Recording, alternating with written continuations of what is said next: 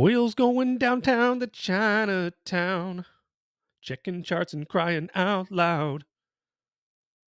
Better turn around and get on the crazy train and take the elevator to the top floor, because we might have been all right tonight.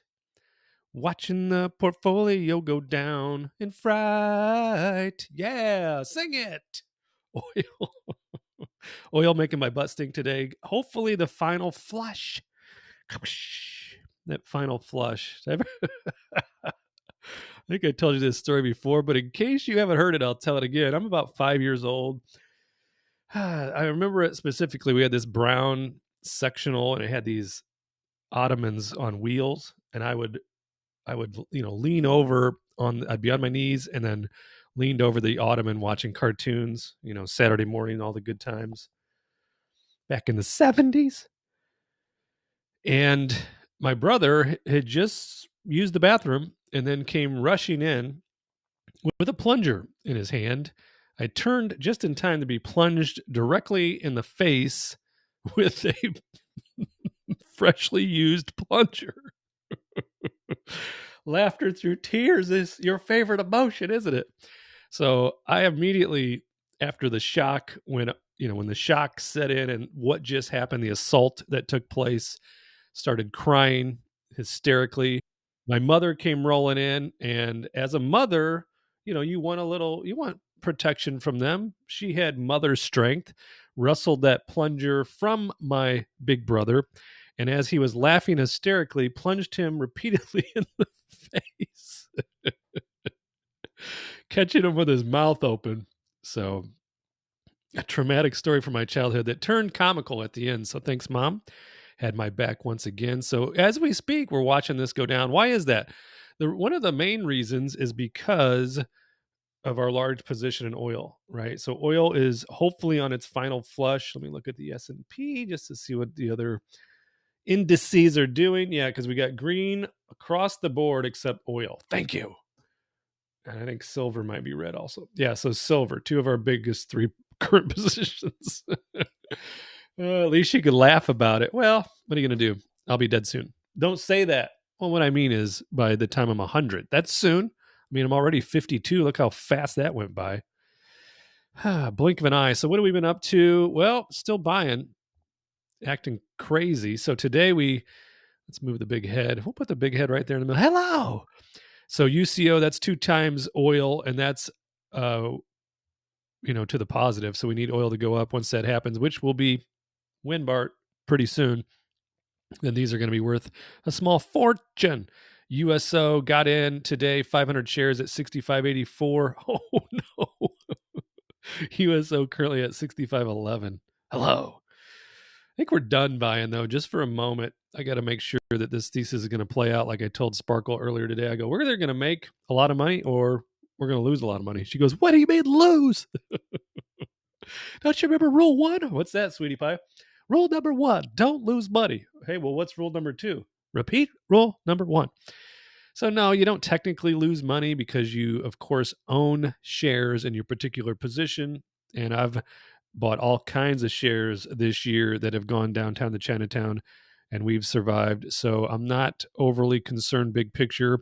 My thesis still holds very strong. It's just very nerve-wracking to be buying into the bloodbath, right? But that's part of what needs to go on if you want to make a little cake, if you want to make a little do-re-mi. So confident that I bought to close Valero, which is downtown today, currently trading at 123. I had 126 calls on the board. This is how confident I am on a Wednesday that by Friday, I believe my 126s would have been in the money. So I paid $477 to free those up, to break them out of their call confinement. So I got those going for me right now as well. So we'll keep an eye on that. And so what did we do? So we also bought some more ExxonMobil, 99.73. Exxon currently trading at 99.17. I'm just going to turn this video off and curl up in a ball. I'm not. It's just, if you can't live with your decisions, don't make them. Hey, write that down. It's pretty good.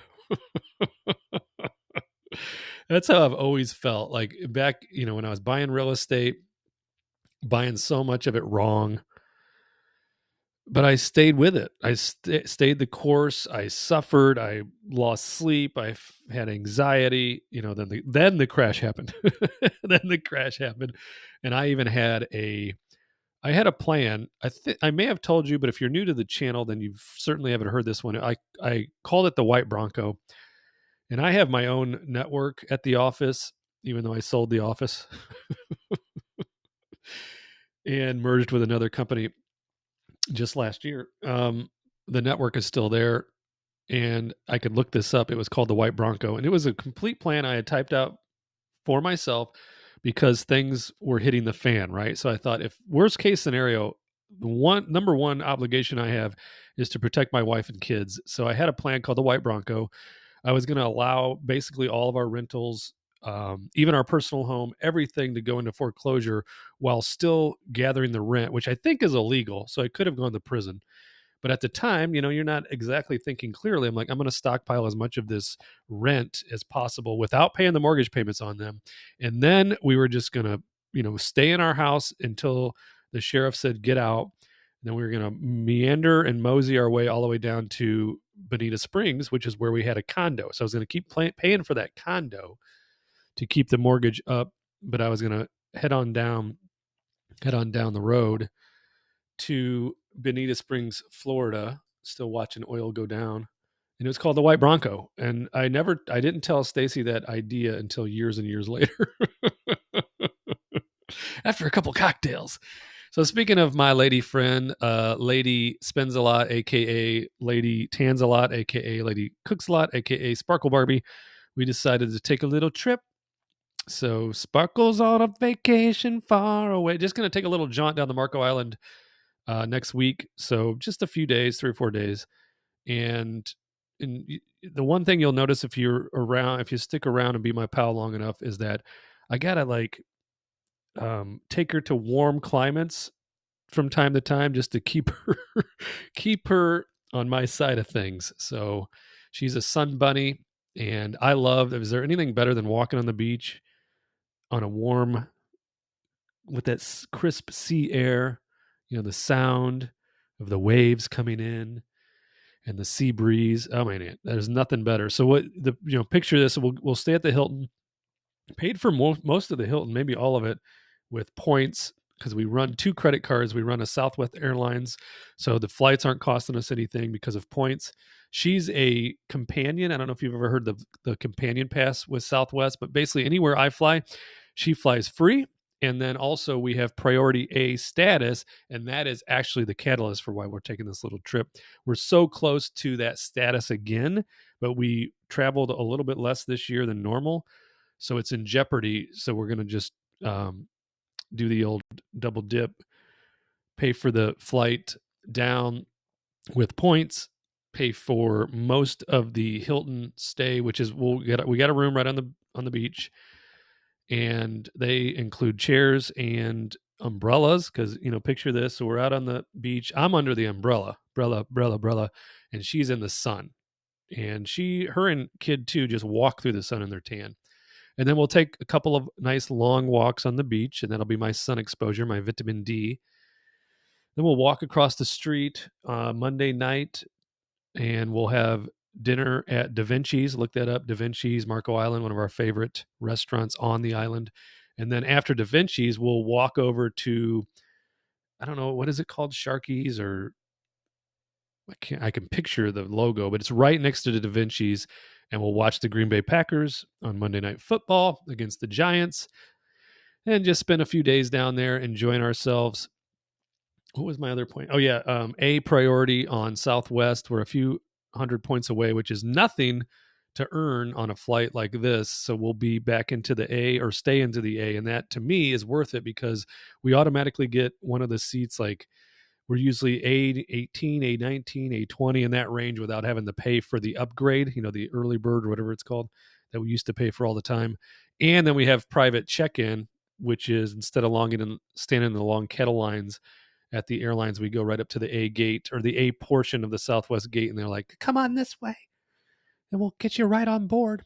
and then we'll just do carry-ons. So we'll be in and out. We rented a car through Hertz. We've been Gold members for like 20 years. Yep, that Gold member. And it's way worth it. So if you travel a lot, Gold Hertz is way, way worth it. So what we'll do is, instead of being in line waiting for a car to rent, we just roll right off the plane with our carry-ons, and we go out to our car in the section of our choosing based on what we've already reserved. Then we just jump in whatever car we want and drive off. Hello. So, man, that's like, you're 10 minutes in and you haven't said anything about stocks. So keeping with that theme, got dinner tonight with our friends, going to Lenny's, which is the only coal-fired pizza joint in Valparaiso, Indiana. Hello. So we'll head over there, and that'll be our first time there. It's owned by the Costas Group, which is, John Costas is once again the mayor. He took about 4-6 years off, whatever it was. Here's John Costas right there. There's the mayor. He's a cool dude. The only thing I have against him is back in 2008, after the crash was happening, I said, look, I got an idea. We need to put a group together and do this. And it was basically for like luxury. It would have been luxury condos downtown Valparaiso, with the main floors being restaurants and kind of cool boutiques, and an ice skating rink. I had the whole thing drawn out and mapped out. And he was like, I think we got enough retail. This is not the environment for more housing. Really, in the meantime, over the last couple of years, guess what's going on with the group that he's involved in? That's right. We have an ice skating rink now in downtown Valparaiso, and we have luxury condos. So just a little upset with John. I mean, I'll tell him tonight if I see him. I joke with him about it. Anyways, let's get back to oil for just a moment, because the thesis still stands. We thought, where are we at? 5 day. Let's go to 1 month on the US and the O. We thought we had the local low back here on the 16th. So we were like, let's do this, man. And then we were head faked out right here, because this was, everything through here was playing out perfectly. But then, according to wave counts, it's like, I think I'm going to take one more lower low before, and I'm going to scare you to death on the ride down. Whoop! And that's what it's done. But then we started buying some more past couple of days, including today, and we've made that lower low. So see, we just took this 66 right out. How low will this go? Can we go down low? We don't know. But I'm going to say, I can't, I'm going to just put on the board right now, I can't see it much under 65. Okay. So that we should be close already before we then head back up. And then we're heading back up. We're going to take out the 74, like for sure, probably the 76, 78, probably the 80. That's what I'm talking about. That is what I'm talking about. Silver did exactly what we said it was going to do last week when you and I were talking about it. We're like, I think there's one more little dip before the rocket ride, and that's what it did. So we got involved here and then here, so it has gone lower on us, but the rocket ride is setting up perfectly on silver. Same with gold. Where's gold at? Is this GLD? Yeah, same with gold. I got in a little bit early on GLD, but I'm back in the green already. I got in a day early, but gold, the same thesis was we need a little pullback, rocket ride, and that's what it's done. So that's looking very nice. And then Alcoa, we talked about that yesterday. Where were we? We bought Alcoa 3 different times yesterday. So we bought at 25.53, we bought at 25.27, and we bought it at 25.23 on Alcoa. And we're currently at 25.67. So we may have got that one like spot on, because you see the setup. And what I was looking for and at on the Alcoa was the oversold, and we found them both in the RSI and the MACD. Then you see we're catching a little curl up on both, which is a great sign. Doesn't mean it can't turn again and go lower, but I think that was the move that we were looking for, specifically on Alcoa, because I think we could be looking at a doubler. Are you kidding me? Did you just say that out loud? I think we're looking at a doubler on Alcoa. At least 50. It could take months and months, 6 months to play out, but I think we're looking at the doubler. Discount double check on that. So back to the board, because we're still, we're off the Chinatown bottom. Oh, we got into 1789. And as early as today, we're going back to 1.8, and then by Friday we're going to be at all-time highs. That's why I like doing the videos, just because you can say, hey, remember what you said on Wednesday? You were totally wrong. And I can't deny it. A lot of the videos that I watch are like after the fact. Yeah, so I called that on such and such. I don't remember you saying that. I do not remember you saying that. But also all the wrongs are forever tattooed into the memory of the YouTube as well. So that's the fun of it. As my friend TJ the Wheel Deal would say, full transparency. That's what I love about his channel. And, his knowledge base is way, way, way, way, way deeper than mine. So make sure you're checking out TJ the Wheel Deal on the YouTube. AbbVie it's taking big gas now. In fact, where is it at? I haven't even checked it today. It is at 145.72. So we're underwater on our 143 calls. And tomorrow we may have to make a move on that no later than Friday, because I want to keep my hands on the AbbVie. Canadian Solar, what do we got there? We got 23 calls on the board, and they're at 22.55. We'll keep watching that. I'd love for it to just be knocking on 23's door, and then for those to expire at full profit. And then we get another move next week, and I sell another batch of calls on that. $43 puts under pressure on Devon, currently trading at 43.43. EOG, I'm underwater here. Big time underwater. They're at 119.73. It's also a bit of a high beta, not as high beta as Valero, meaning it moves more than the baseline in either direction, up or down. So I'll take these at 122. We put that trade on for the money tree trade. We want to try to catch EOG's E to the G to the G to the Joe EOG. Let's just go over it one more time on the special and the fixed dividend, just so you can get an idea of what my thought was on the potential of overpaying, because right now I'd be overpaying big time on EOG. But when we did sell puts on the EOG to get in on this, we collected almost $700. So we got that on the board already. And then on the dividends, we go to dividend history. Okay. And then we look at this little sneaky special dividend that isn't on a lot of people's boards. And that is locking in 12.14. So if we take those shares by the end of business on the 8th, regardless of what the price is, we locked our 122 in. Will we overpay? I don't know. By Monday, we may not even, by Friday, according to my thesis, we may not even get those shares. So we'll see. We may just buy some today if we're just crazy like that. So but we're looking for $1.50 per share. Okay. Dividend. And then a month later on January 16th, locking in another 91 cents a share. Hello.